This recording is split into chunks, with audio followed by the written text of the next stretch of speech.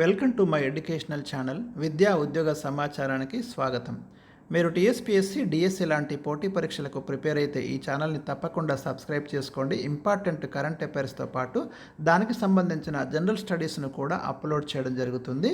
అదేవిధంగా మీరు WhatsApp group కానివ్వండి, టెలిగ్రామ్ గ్రూప్ లింక్ కూడా మీకు ప్రొవైడ్ చేయబడింది డిస్క్రిప్షన్లో, వాటిలో కూడా జాయిన్ కండి. వీడియోను ఎక్కువ లైక్ చేయండి. మీరు ఎక్కువ మంది లైక్ చేస్తే ఇది ఎక్కువ మందికి రికమెండ్ కావడానికి అవకాశాలు ఉన్నాయి ఇన్ఫర్మేషన్. సో ఇవాళ మనము డిస్కస్ చేయబోయే ఒక టాపిక్ కాంపిటేటివ్ ఎగ్జామ్స్కి చాలా ముఖ్యమైన టాపిక్. చాలా తక్కువ టైంలో దీన్ని డిస్కస్ చేయడం జరుగుతుంది. మీకు తక్కువ టైం మీన్స్ తొందరగా మీకు మెయిన్ బుల్లెట్ పాయింట్స్ ఎక్కువ సాగదీయకుండా సాధ్యమైన తక్కువ వరకే నీకు ఇన్ఫర్మేషన్ ఇస్తాను. ఇక్కడ సిటిజన్షిప్ అమెండ్మెంట్ యాక్ట్ అనేది అమల్లోకి వచ్చినట్టు కేంద్రము మనకు అనౌన్స్ చేయడం జరిగింది. 2024 మార్చి 11న కేంద్రం నోటిఫై చేస్తూ నిర్ణయం తీసుకుంది. దేశవ్యాప్తంగా మేము ఈ చట్టాన్ని అయితే అమల్లోకి తెస్తున్నామని.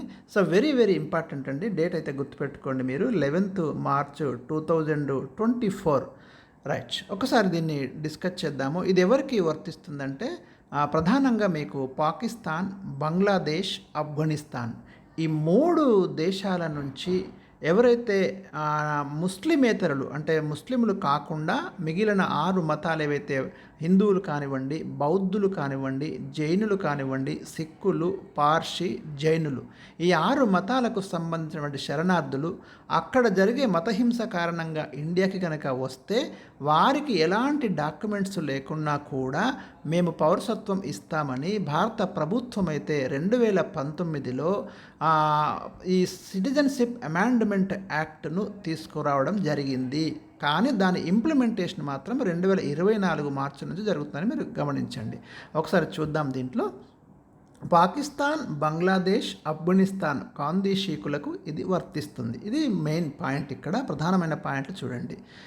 అమల్లోకి పౌరసత్వ సవరణ చట్టం 2019, రైట్, మార్చి 11, 2024 నుంచి ఇది అమల్లోకి వచ్చేసినట్టే.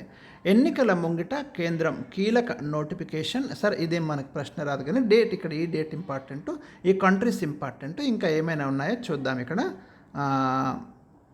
నిబంధనలు చూద్దాం. ఇక్కడ చూడండి, పాకిస్తాన్, బంగ్లాదేశ్, ఆఫ్ఘనిస్తాన్ల నుంచి వలస వచ్చిన ముస్లిమేతర శరణార్థుల వద్ద తగిన పత్రాలు లేకపోయినప్పటికీ వారికి సత్వరం మన పౌరసత్వాన్ని ఇవ్వడానికి ఈ నిబంధనల్ని కేంద్రం రూపొందించింది.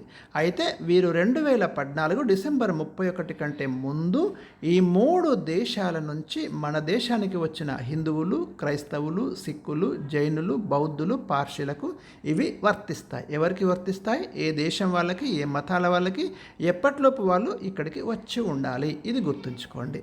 మరి ఎవరికి వర్తించదు అనేది కూడా ఇక్కడ ఇంపార్టెంట్. మీరు ఇక్కడ చూడండి, ఎవరికి వర్తించదో ఇక్కడ ఇవ్వడం జరిగింది. రాజ్యాంగంలోని 6వ షెడ్యూల్లో చేర్చిన అస్సాం, మేఘాలయ, మిజోరాం, త్రిపుర ఈ 4 రాష్ట్రాల్లోని గిరిజన ప్రాంతాలకు ఇది వర్తించదు. అదేవిధంగా బెంగాల్ ఈశాన్య సరిహద్దు నియంత్రణ 1973 కింద నోటిఫై చేసిన ద ఇన్నర్ లైన్కు ఇది వర్తించదని చట్టంలో స్పష్టంగా పేర్కొన్నారు. మిగతా డీటెయిల్స్ కూడా చూద్దాము. మరికొన్ని డీటెయిల్స్ అయితే ఇక్కడ మనకు ఇవ్వడం జరిగింది. రైట్, మెయిన్ ఇంపార్టెంట్, పైన పేర్కొన్న 3 దేశాల్లో హింసకు గురవుతూ భారత్లో తప్పితే ప్రపంచంలో మరెక్కడ ఆశ్రయం పొందలేని వారికి రక్షణ కల్పించడానికి ఈ చట్టం తీసుకొచ్చినట్టు కేంద్రం చెబుతుంది. బయట నుంచి వచ్చిన వారికి పౌరసత్వం ఇస్తుంది, కానీ భారతీయ పౌరుల పౌరసత్వాన్ని ఇది రద్దు చేయదు. కాబట్టి ఎవరు కూడా ఆందోళన చెందాల్సినటువంటి అవసరం లేదు అని పేర్కొనడంతో పాటు మతపరమైన వేధింపులను తట్టుకోలేక వలస వచ్చిన వారికి మానవతా దృక్పథంతో ప్రాథమిక హక్కులు, పౌరసత్వం కల్పించడానికి రాజ్యాంగం అవకాశం కల్పిస్తుంది. ఆ ప్రకారం 2019లోనే ఈ సిటిజన్షిప్ అమెండ్మెంట్ కోసం ప్రయత్నం జరిగినప్పటికీ అనేక అపోహలు తెరపైకి రావడంతో ఇన్నాళ్ళైతే పెండింగ్లో పెట్టడం అనేది జరిగింది. ఇప్పుడైతే దీన్ని తీసుకురావడం జరిగింది. ఇక్కడ నూతన చట్టం ప్రకారం 3 దేశాల నుంచి భారత్కు వచ్చిన 6 మతాల వారిని చట్ట వ్యతిరేక వలసదారులుగా గుర్తించరు. గమనించండి. వాళ్ళు అంటే చట్ట వ్యతిరేకంగా ఇండియాకు వచ్చినట్టు గుర్తించరు. వారిని వాళ్ళు కరెక్ట్‌గా వచ్చినట్టే భావిస్తారు. అట్లా వచ్చినట్టు భావించే వారికి పౌరసత్వం ఇవ్వడం అనేది జరుగుతుంది. ఈ చట్టం కింద ప్రయోజనం పొందడానికి వీలుగా వారిని విదేశీయుల చట్టం 1946 గుర్తుంచుకోండి, పాస్‌పోర్ట్ ఎంట్రీ టు ఇండియా చట్టం 1920 నుంచి మినహాయించడం జరిగింది. ఇది కూడా చాలా ఇంపార్టెంట్ పాయింట్స్ ఇవి. ప్రస్తుతం ఈ చట్టం ప్రకారం ప్రభుత్వం నిర్దేశించిన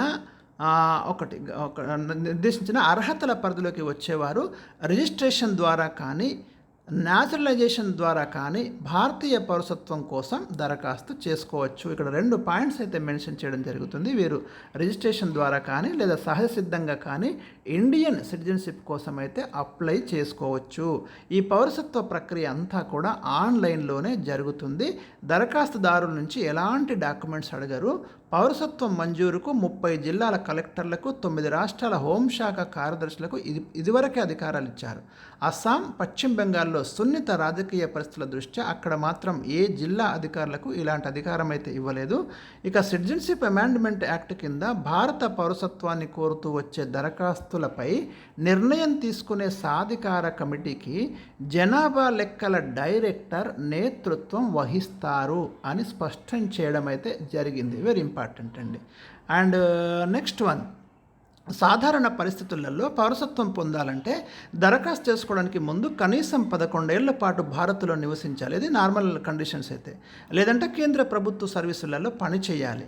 ఆఫ్ఘనిస్తాన్, బంగ్లాదేశ్, పాకిస్తాన్ నుంచి వచ్చిన హిందువులు, సిక్కులు, బౌద్ధులు, జైనులు, పార్షీలు, క్రైస్తవులకు మాత్రం ఈ నివాస అర్హతను ఏదైతే 11 ఇయర్స్ కండిషన్ అయితే ఉందో వీళ్ళకైతే వర్తించదు.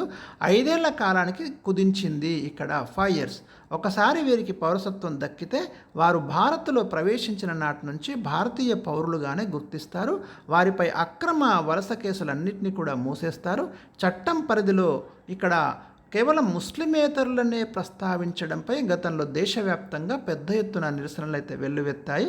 ఇక్కడ మరి ముస్లింలు అయితే ప్రధానంగా ఓన్లీ మీరు కేవలం 6 మతాల వారినే తీసుకుంటున్నారు కదా, మరి ముస్లింలను ఎందుకు ఈ చట్టంలో చేర్చలేదు అనేదే ప్రధానంగా అనేక ఆందోళనకైతే కారణమైంది. కానీ కేంద్రం అయితే మరి ఈ చట్టాన్ని అయితే ఇంప్లిమెంటేషన్లోకి తీసుకొచ్చింది. ఇదండి మనకి సిటిజన్షిప్ అమెండ్మెంట్ యాక్ట్కి సంబంధించి మెయిన్ పాయింట్స్. గుర్తుంచుకోండి, ఏ దేశాల వారికి ఇస్తున్నారు, ఎన్ని మతాల వారికి ఇస్తున్నారు, చట్టం ఎప్పుడు తయారైంది, ఎప్పటి నుంచి కేంద్రం నోటిఫై చేసి అమల్లోకి తీసుకొస్తుంది, ఎవరికి వర్తించదు, ఏ ప్రాంతాలకు ఇది వర్తించదు, ఎన్ని సంవత్సరాలు ఇక్కడ నివసించి ఉండాలి, ఇలాంటి మెయిన్ పాయింట్స్ అన్నీ కూడా ఈ వీడియోలో అయితే నేను మరి పొందుపరచడం జరిగింది. వీడియో మొత్తం కూడా చూస్తే మీకు క్లియర్గా అర్థమవుతుంది.